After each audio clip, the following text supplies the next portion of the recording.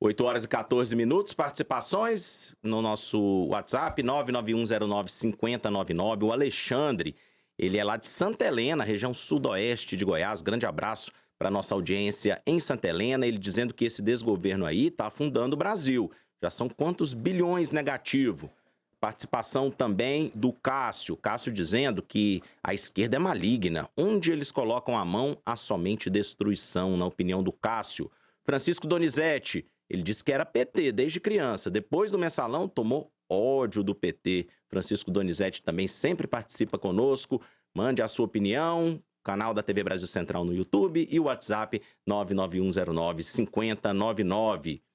A gente estava falando de punição, pedido de punição ao Brasil por parte de parlamentares brasileiros, e a gente vai ler justamente essa notícia aqui.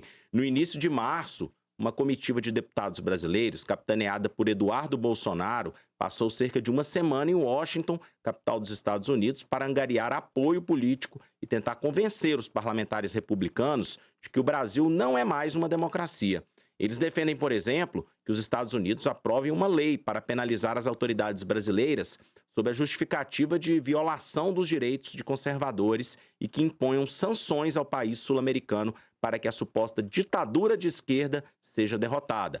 Inicialmente, convidados para participar em uma audiência na comissão, latinos, de direitos humanos, na Câmara dos Representantes, os parlamentares tiveram que mudar os planos quando o democrata James McGovern, dos co-presidentes da comissão, vetou o evento. Em nota, o democrata afirma que os republicanos estariam usando o Congresso dos Estados Unidos para apoiar os negacionistas eleitorais da extrema-direita, que tentaram dar um golpe no Brasil. Convencer o mundo de que o Brasil não é uma democracia é um dos focos atuais do bolsonarismo. Os deputados têm viajado a diferentes países, marcado agendas e distribuído materiais a parlamentares. Deixamos de ser uma democracia, professor Jefferson? Os direitos da extrema-direita e da ala mais conservadora estão sendo desrespeitados no país?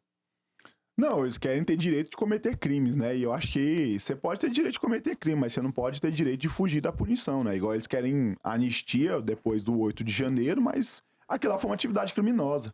Tanto os que falavam, não quer cometer crime, não quer ser preso, então não cometa crime agora, querem fugir, estão pedindo anistia. Não, eles cometeram crime e têm direito também de serem punidos, porque as outras pessoas, as pessoas comuns, são punidas quando cometem crimes. Então, cometendo crimes também tem que ter lá. Então, você tem a liberdade total de falar o que você quiser, mas você também tem a liberdade total de ser punido pelos crimes que você está cometendo.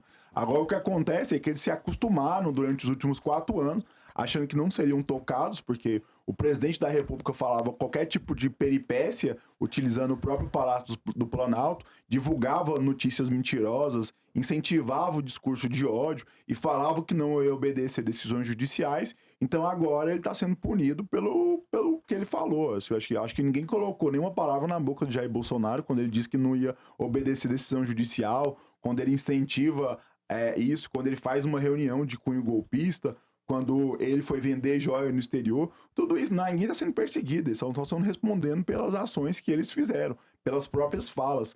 Quando o Bolsonaro, em vez de presidente do Brasil, virou garoto propaganda de cloroquina, inclusive oferecendo até pra EMA lá, acho que ninguém fez nada por ele, não. Acho que ele só tá responsável por isso. Quando ele disse que vacinas eram ineficientes, as pessoas podiam virar jacaré, e se recusou a comprar vacina durante muito tempo, até que o STF obrigou o governo a comprar vacina, ele só fez o que ele estava ali. Quando ele incitou as Forças Armadas na perspectiva golpista também, eu acho que não é falta de liberdade, não. Liberdade ele teve para fazer isso. Como eu e você, Rafael, temos total liberdade de fazer o que a gente quiser. Mas a gente sabe que existe lei e a gente pode ser punido por isso. Deixamos de ser uma democracia, Caio Montelo? Continuamos numa democracia e, assim como a democracia bebê, nós temos muitas coisas a ajustar, a alterar, estamos no período ali de amadurecimento. Reforço, não existe censura no Brasil, isso está tipificado na nossa Constituição. A liberdade de expressão é um pilar essencial da nossa democracia. Se eventualmente você se sentiu difamado, injuriado, se caluniaram contra você, nós temos o devido processo legal que você abre uma queixa, a polícia vai fazer uma investigação, vai entregar um relatório para o MP, o MP vai abrir um processo e um juiz vai te julgar. E o infrator vai ter o direito ali de se defender e de eventualmente não ser punido por ações e atos que ele não tenha cometido. Por isso é tão importante o devido processo legal e que passe para a investigação. Não existe no Brasil um ministério censor, não existe no Brasil uma cadeira censor, alguém que tem uma posição de censor, de poder avaliar de ofício, quer dizer, não existe no Brasil na lei, né? Alguém que possa pegar determinada situação, avaliar determinada situação, definir se aquilo é fake news ou não, definir se aquilo é discurso de ódio ou não, e decidir. E simplesmente decidir na canetada aquilo que ele quiser, tá? É isso que de fato está acontecendo. Não existe isso na nossa legislação. Eduardo, nosso ouvinte lá do Jardim das Esmeraldas, em Aparecida de Goiânia, grande abraço.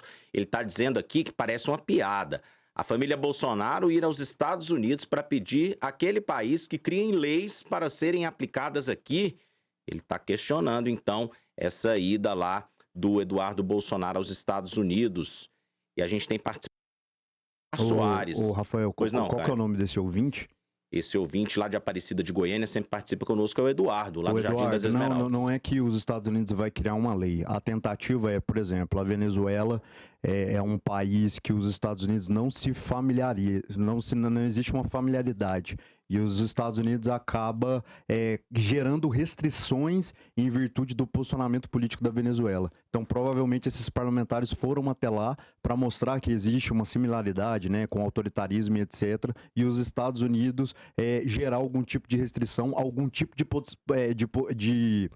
posicionamento contrário a algo aqui do Brasil. Não seria uma lei que seria votada lá, né, que seria sancionada e teria um efeito imediato no Brasil. E também o Ademar Soares, que participa conosco, diz: parabéns, professor Jefferson, democracia da direita é quebrar o Congresso e não ter punição. Aí... A esquerda nunca fez isso, né? A esquerda foi lá pedir golpe de Estado ou intervenção militar? A esquerda nunca entrou. Não, a esquerda. O ouvinte mencionou. A esquerda também foi no Congresso, já quebrou. A esquerda já depredou. Não, pautas diversas. A esquerda já depredou. A esquerda já depredou apartamento de ministro do STF, mas isso daí não é contra a democracia. Caio, vamos lá, vamos pensar o seguinte, assim, ó, vamos pensar só o seguinte: qual que era a pauta do que foi feito lá? Existe uma defesa de direitos e crime. A depredação é crime. E uma defesa de direitos. Claro. Então vamos lá. São coisas distintas. Quando o pessoal do agro veio aqui para a Assembleia Legislativa e quebrou tudo, eles estavam quebrando, e a quebrar a Assembleia Legislativa é crime. Quando a taxação do agro. Em qualquer lugar. Então, é crime. É só na Assembleia. A taxação do agro. Isso. O que eles estavam pedindo? A pauta era legítima. A pauta não era golpista. Eles eram contra taxar o álcool. E normalmente você é contra uma taxa. Tô tranquilo. Só que qual que é a atividade criminosa? Quebrar a Assembleia. Os golpistas de 8 de janeiro, o pedido já era criminoso. Pedir intervenção militar já é criminoso. Por quê? Porque não existe esse negócio. E criar animosidade entre as Forças Armadas e os demais poderes constituídos, ou impedir o exercício dos demais poderes constituídos, é uma atividade criminosa. Eles fizeram o pedido já era criminoso e o quebra-quebra era criminoso. Então você teve duas atividades criminosas. Quando você está falando que a esquerda foi lá pedir direito trabalhista ou reforma agrária... Quebrou, né? E quebrou o Congresso. Aí pode. Aí pode. Calma. A pauta não era criminosa. Mas o quebrar o Congresso era criminoso. Igual o agro quando quebrou a Assembleia Legislativa aqui. A pauta não é criminosa, mas quebrar o Congresso é criminoso. A diferença reside aí. E você é do direito, você sabe que o intuito de fazer uma coisa revela tudo que é aquilo. Você sabe que se eu matar uma pessoa por legítima defesa de mim ou de terceiro, eu não vou ser preso. Mas se eu matar uma pessoa com intenção de matá-la, eu vou ser preso. Você sabe que tem uma diferença básica nisso. A pauta dos golpistas era uma pauta criminosa. A pauta de pedir intervenção e animosidade entre Estado Democrático de Direito e Forças Armadas é uma pauta criminosa. A diferença reside aí. Por isso que são golpistas, Caio. A diferença é só isso. Não, existe uma distinção muito grande. Eu, de fato, sou totalmente, viu, Rafael? Bem breve, eu, de fato, sou totalmente contrário a qualquer tipo de vandalismo, né? Quebra, seja privado, público, etc. Essas pessoas devem ser penalizadas respeitando o devido processo legal. O segundo ponto são pessoas que estavam lá, não concordo com a posição delas, nunca concordei com o pedido delas, sempre fui o cara favorável a que as pessoas se retirassem, porque na minha opinião eu achava que era ridículo, mas era apenas uma opinião, era apenas a liberdade delas de expressão, de se manifestar e de falar, e que é um aspecto de visão diferente entre nós dois, Jeff. Você tem eu tenho um posicionamento diferente do seu. Só uma coisinha aqui. Rapidinho. Desculpa aqui, só uma coisinha aqui, ó. Não há liberdade quando eu tô pedindo o fim da liberdade dos outros. Então, quando essas pessoas pediam ditadura militar, elas não estavam exercendo liberdade, elas estavam pedindo o fim da liberdade dos demais. Porque se o regime que elas defendessem tivessem, de fato, sido proposto, provavelmente aquilo eu não estaria falando e eu não poderia estar apontando minha liberdade de expressão. Porque o regime que elas querem é um regime de exceção e um regime que persegue quem pensa diferente, como foi feito a ditadura militar, onde muitos jornalistas morreram. Talvez até o Rafael seria censurado, porque na ditadura militar, quem não sabe, ficava um policial dentro dos estúdios de rádio, de televisão, fiscalizando a pauta antes de ser falada, e na hora que fosse falada alguma coisa que criticasse o governo, essa pessoa seria presa. E eu não vi ninguém ser preso. Eu conheço o Caio a longa data, e ele fala mal do Lula desde quando eu conheço ele, e eu não vi ele ser preso até agora, e nem a rede social dele ser censurada. Agora, se ele divulgar mentira lá, de fato vai ser censurado. Não, eu só acho engraçado que durante as eleições, vários jornalistas foram aquilo que eles pensavam, muitos foram demitidos até das emissoras que eles trabalhavam, e isso não deixa de ser uma decisão censora, né, que inibe a liberdade de expressão, e infelizmente, e isso aconteceu nas nossas eleições. Cita algum, por acaso, cara? Vários da Jovem Pan. Mas a Jovem Pan estava incitando o ódio, a Jovem Pan estava defendendo os ataques. A Jovem Pan, a Jovem Pan é uma rede de direita. Quem demitiu ela foi o próprio dono da rádio. Deixa eu te falar, assim, Jefferson. Ele falou bem assim, ó, eu não vou pagar por desobediência civil. Jefferson, primeiro ponto. Já é outro debate. Não, mas é porque você é de direita, você é de esquerda, não interessa, é a liberdade de expressão. Não independe. Mas você acabou de usar esse argumento. Primeiro ponto, lá são inúmeros comentaristas com posicionamento. Não é defender o golpe. É defender vários o golpe. Comentaristas. O pessoal foi demitido. Jefferson, eles defenderam não foi. Não é liberdade de expressão defender golpe. Jefferson. Se eu defendo o Estado que te não censura, dá pra conversar. Jefferson, não dá pra conversar com você. O 8 de janeiro foi posterior às eleições. Eu tô conversando no período das eleições. No período das eleições, jornalistas foram impedidos de chamar o Lula de ladrão. Jornalistas foram impedidos de mencionar que Lula era amigo do presidente da Venezuela, cara. Não teve isso, não. Que não teve isso, meu amigo. Não, meu amigo, não. Não. Aí você vive no mundo do PT, cara. Você tem que ir pra realidade. Você tem que ir pro que acontece nos fatos. É porque você vive dentro da sua bolha. Não, cara. Que isso, cara? O Nicolas Ferreira foi obrigado a escrever no Instagram dele, bicho.